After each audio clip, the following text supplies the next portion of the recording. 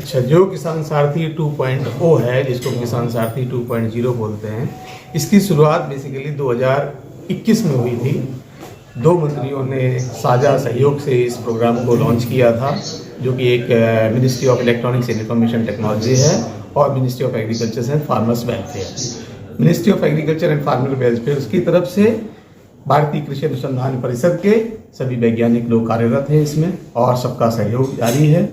इसके साथ ये जो बनाया जा रहा है, चूँकि माइटी जो ministry of electronics and information technology है, उसका एक डिजिटल इंडिया कॉर्पोरेशन है, उसके सहयोग के साथ इस प्रोग्राम को बनाया जा रहा था। 2021 में हमने इसको प्रोग्राम को लॉन्च किया था, तब से ये अभी चल रहा है। आज की तारीख में जब हम बात करते हैं किसान सारथी 2.0 में, तो इसमें 2.80 करोड़ से अधिक किसान जुड़ चुके हैं।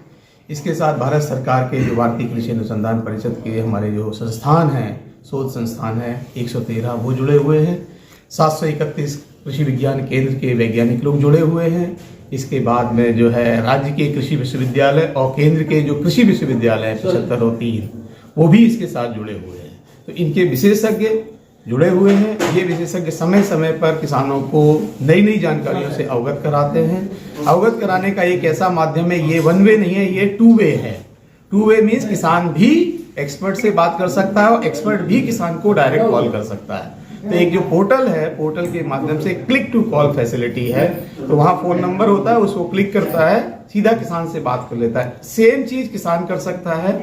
जो इसका एक नंबर है, टोल फ्री नंबर 1800-123-2175, इसका शॉर्ट कोड भी है 14426। इसके माध्यम से किसान भी सीधा एक्सपर्ट से बात कर सकता है। सर, किसान जो खेत में काम कर रहे हैं, फसल में कीड़ा लगा हुआ है, वो भी बात कर सकता है। तो उसके लिए क्या है कि हमने इसमें जो बताया आपको कि टू वे कम्युनिकेशन है। तो अगर किसान खेत में है तो वहां से एक वीडियो कॉल का फीचर है।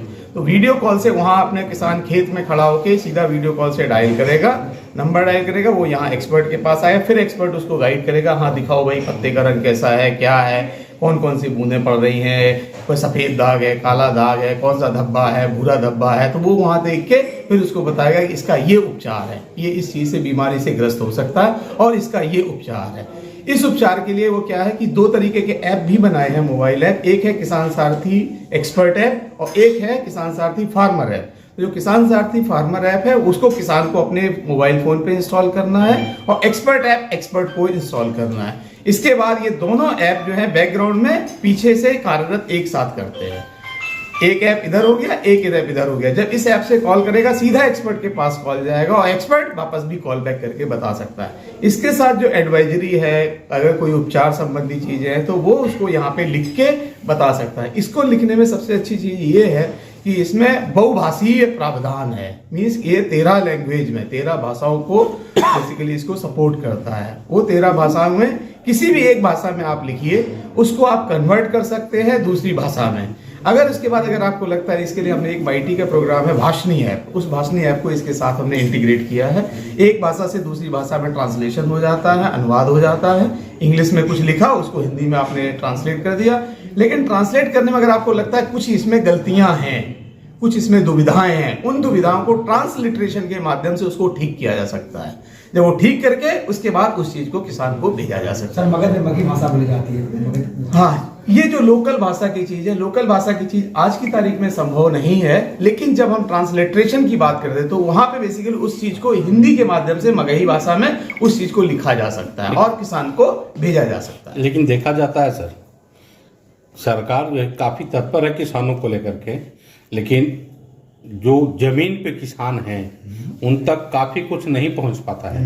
वो आज भी अनभिज्ञ हैं इन सब चीजों से कि ऐप क्या है, वो कैसे चलता है, या फिर उसको हम किस तरीके से मॉडलाइज करें या बात करें किसी से, ये आज भी उससे कोसों दूर है। हाँ, इसी दिशा में बेसिकली ये एक कदम उठाया गया, जिसके लिए हमने इस कार्यशाला का आयोजन किया है। इस कार्यशाला का बेसिक उद्देश्य ही यही है कि किसानों को बताएंगे कि हम कैसे करते हैं। तो इस कार्यशाला में किसानों की भी प्रतिभागिता है, साथ साथ एक विशेषज्ञ की भी प्रतिभागिता है।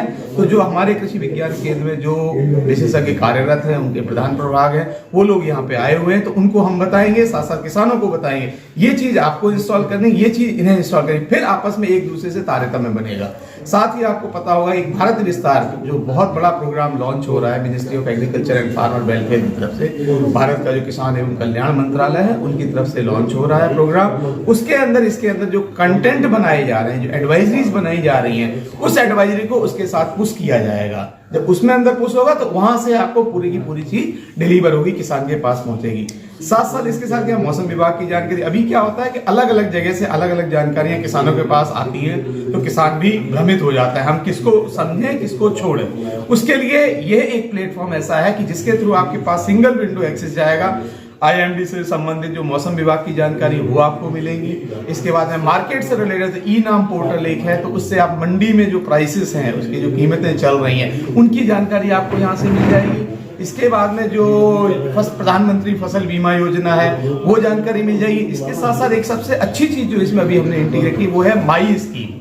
तो मेरी योजना भारत सरकार की तरफ से चलाई जा रही, करीब 260 के आसपास। इसके बाद राज्य सरकारों की तरफ से भी कुछ योजनाएं चलाई जा रही। तो इसमें एक जो किसान का जो रजिस्ट्रेशन होता है, उस किसान के रजिस्ट्रेशन में हम कुछ मूल बातें उनकी लेते हैं, उसके हिसाब से जहां उसकी एलिजिबिलिटी, जहां उसकी पात्रता है, वो स्कीम उसको अपनी विंडो में दिखाई देगी, तो वो देख सकता है। उसके बाद संबंधित केंद्र से जाके संपर्क करेगा, संपर्क करने के बाद उस योजना का लाभ उठा सकता है। जैसे किसी में सब्सिडी मिल रही है, किस किस चीज में कितनी सब्सिडी मिलती है, वो चीज वहां से जानकारी मिल सकती है। आगे हमारा प्रयास ये है, इस कार्यक्रम के अंतर्गत हमारा ये प्रयास है कि हम इन सब चीजों को भी इसके साथ इंटीग्रेट कर दें, जिससे किसान को कहीं जाने की जरूरत ही न पड़े। एक जगह वो कहीं पहुंच गया, वहां से जाके उसी पोर्टल के थ्रू वो सारी चीजें वहां से कर सकता है। तो ये एक सबसे बड़ा अच्छा प्रयास है, और इसके लिए जो सहयोग है राज्य से चाहिए। राज्य के जो कृषि विश्वविद्यालय हैं और कृषि विज्ञान केंद्र हैं जो इस चीज में कार्यरत हैं, जो हम बोलते हैं कृषि विज्ञान के केंद्र के जो भी विशेषज्ञ हैं, वो सीधे जुड़े हुए हैं हमारे किसानों के साथ। इसके साथ राज्य के जो अन्य डिपार्टमेंट है, जैसे मत्स्य का हो गया, आपका पशु का हो गया, या कृषि का हो गया, बागवानी का हो गया, उन डिपार्टमेंट्स को भी इसके साथ इंटीग्रेट किया जा रहा है, जिससे कि सब लोग एक एकीकृत प्लेटफॉर्म के थ्रू किसान के साथ बात करें, किसान के साथ संवाद करें। पहले क्या होता था कि ज्यादातर थे वन वे थे, सिर्फ पुश होता था, किसान के पास जाता था, किसान की कोई सुनता नहीं था। लेकिन ये प्लेटफॉर्म ऐसा है जिसमें किसान की सुनी भी जाती है और किसान को बताया भी जाता है। ये एक अथक प्रयास है, बहुत अच्छा प्रयास है। और जैसा कि आपको पता हो कि आज AI समिट हो रही है, आर्टिफिशियल इंटेलिजेंस की जो कृत्रिम बुद्धि समिट हो रही है, जिसमें करीब 150 देशों के प्रतिनिधि आए हुए दिल्ली में, भारत मंडपम में। उसमें भी इसके बारे में एक सेशन आयोजित किया जा रहा है, जिसमें इसके बारे में चर्चा की जा रही है, किस तरीके से कृत्रिम बुद्धि का इसके अंदर समन्वयीकरण किया जाए, ताकि किसानों को उचित समय पर अच्छी जानकारी और सही जानकारी मिल सके। जागरूकता के लिए जो किसान है, उनके पास जागरूकता के लिए कौन सा कदम उठा रहे हैं? जो बिहार झारखंड के लोग अभी आए हैं सभी विज्ञान केंद्र से, उनको आप प्रशिक्षण दे रहे हैं, लेकिन जागरूकता किसान तक पहुंचे, इसके लिए क्या किया? इसके लिए जो प्रगतिशील किसान है, इसके लिए हमने क्या किया, दो तरीके किया। एक तो कृषि विज्ञान केंद्र हो गए, एक दूसरे हो गए आपके प्रगतिशील किसान। तो इस हमने कार्यशाला में प्रगतिशील किसानों को भी आमंत्रित किया है। उन प्रगतिशील किसानों को हम बता रहे हैं कि ये आपका एक फार्मर ऐप है, इसको आप डाउनलोड करिए और साथ साथ आप अपने गाँव में लोगों को बताइए।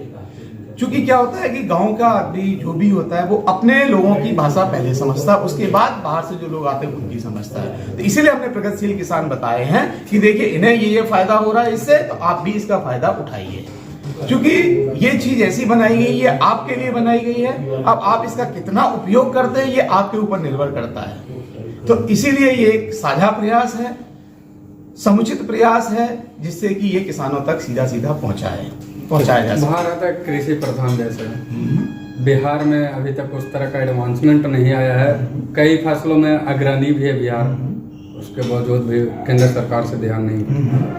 तो जहां तक इनकी बात है, नीतियों की बात है, इसमें राज्य सरकार और केंद्र सरकार के प्रतिनिधि आपको ज्यादा विस्तार में बता सकते हैं। लेकिन मैं सिर्फ इतना कह सकता हूं परिषद की तरफ से कि इसमें जो प्रयास किया जा रहा है कि चीजें जो ऊपर से लेके टॉप से लेके जो बॉटम तक, जिसको हम बोलते हैं ना DBT, डायरेक्ट बेनिफिट ट्रांसफर, कोई भी चीजें होती थी पहले बाया मीडिया आती थी। आज के डेट में क्या है कि सीधा सीधा निधि जा रही है। तो जो किसान सम्मान निधि है वो भी बेसिकली इसके साथ आगे समय में इंटीग्रेट हो जाएगी। तो किसान यहीं से देख लेगा मेरा पैसा आया या नहीं आया। तो इस तरीके से जो भी सब्सिडी है, जो भी योजनाएं हैं, वो सीधी सीधी किसान के घर तक पहुंच रही है, जो कि पहले ऊपर तक रह जाती सर है। फार्मर आईडी बनाया जा रहा है, इससे क्या फार्मर आईडी बनाया जाए तो इसके लिए मैं बता रहा हूँ कि जो एक एग्री स्टैक है, जो मिनिस्ट्री का एक प्रोग्राम है, मंत्रालय का कृषि एवं कल्याण मंत्रालय के प्रोग्राम में एक एग्री स्टैक, तो उसके अंदर एक फार्म आईडी, एक फार्मर आईडी और एक साथ साथ क्रॉप आईडी, ये 3 चीजें लगाई जा रही हैं और उसकी यूनिक रहेगी, वो सब एक रहेगी। एक किसान की एक आईडी रहेगी, उसके पास अगर 4 खेत है तो उसकी 4 आईडी रहेगी खेत की। यूनिक आईडी उस यूनिक आईडी रही, 4 खेत अगर उसके पास है तो 4 खेत की 4 आईडी रहेगी। इसके बाद उसमें कौन सी फसल उगा रहा है उसके हिसाब से फसल हो गया। ये जब 3 चीजें एक साथ जाएंगी, ऊपर से इसको रिमोट सेंसिंग के थ्रू, जो सुदूरदर्शी यंत्र है उनके थ्रू इसको मॉनिटर किया है, साथ साथ लोकल लेवल पे, तो लोकल लेवल पे वो बताएगा इस खेत में इसने ये लगाया। अगर ये बीमा के अंतर्गत अगर आपने इसका बीमा करा रखा है तो अगर कोई कैलेमिटी होती है, भगवान ना करे कि कभी हो, ईश्वर ना करे ऐसी कभी कोई कैलेमिटी हो, आपदा आए, लेकिन अगर कोई आती है तो उसका कंपनसेशन तुरंत उसको मिल जाएगा, क्योंकि ये चीजें एक सेंट्रलाइज तरीके से एक साथ केंद्रित है तो उसका फायदा उसको सीधा मिलेगा। अभी फार्मर की बात की आपने, और इससे किसान जो किसान हैं उनके पास ज़मीन अवेलेबल है लेकिन दादा परदादा के नाम पर है और वो अपने पर ट्रांसफ़र नहीं हुआ और काफ़ी वो चप्पल घिस रहे हैं ब्लॉक का, लेकिन उनको ये चीज़ नहीं हो पा रहा है, तो उनको ये लाभ कैसे मिलेगा? उनके लिए बेसिकली सरकारें जो है अपनी तरफ से कार्यरत हैं, कार्य कर रही हैं अलग अलग तरीके से, अलग अलग माध्यम से। कुछ कृषि विज्ञान केंद्र हैं, कुछ बाकी के जो कृषि के अधिकारी है, जैसे यहाँ पे हमने देखा कि यहाँ पे भी जो जिला कृषि अधिकारी आए हैं, तो ठीक है, उन जिला कृषि अधिकारी अपने अपने लेवल पे उस चीज़ को प्रयास कर रहे हैं। जो ये फार्मर आईडी है, अगर ये 2 चीजें जब हो जाएंगी आपकी, तो ये चीज ऑटोमेटिकली आपके पास इंगित हो जाएगी। गैर रैयतों के लिए क्या रहेगा? गैर रैयतों के लिए क्या रहेगा? रैयत नहीं, गैर रैयत के लिए क्या रहेगा? गैर रैयत जो मतलब मजदूरी करते हैं। हाँ, मजदूर किसान है, पट्टा पर तो खेती करते हैं। मजदूर किसान के लिए बेसिकली क्या है कि अभी जो राहत सामग्री जो दी जाती है, राहत कोष दिया जाता है जिसको किसान सम्मान निधि कहा गया है, वो चीज दी जा रही है। दूसरी चीज, अभी किसान की जो परिभाषा है उसको भी बदलने की बात चल रही है, क्योंकि किसान की परिभाषा जो है अभी क्या है कि इतना एकड़ अगर उसके पास बीघा है तब वो किसान माना जाएगा, अदरवाइज नहीं माना जाए। लेकिन अभी क्या है कि अगर कोई मत्स्य पालन कर रहा है, पशु पालन कर रहा है, उसके पास अगर 2 पशु है, 3 पशु है, अगर वो करा तो वो भी अब किसान की कैटेगरी में आने वाला है। तो इसकी परिभाषा चेंज हो रही है और बहुत जल्दी इसके बारे में एक नोटिफिकेशन जारी हो जाएगा, जिससे कि हर एक आदमी जो भी है, देश का जो भी नागरिक है, वो सब किसान कहलाएगा, क्योंकि भारत हमारा कृषि प्रधान देश है। परिचय दे दीजिए सर, अपना परिचय। मैं डॉक्टर कृष्ण कुमार चतुर्वेदी, प्रधान वैज्ञानिक, भारतीय कृषि अनुसंधान परिषद ICT में कार्यरत हूँ। Thank you.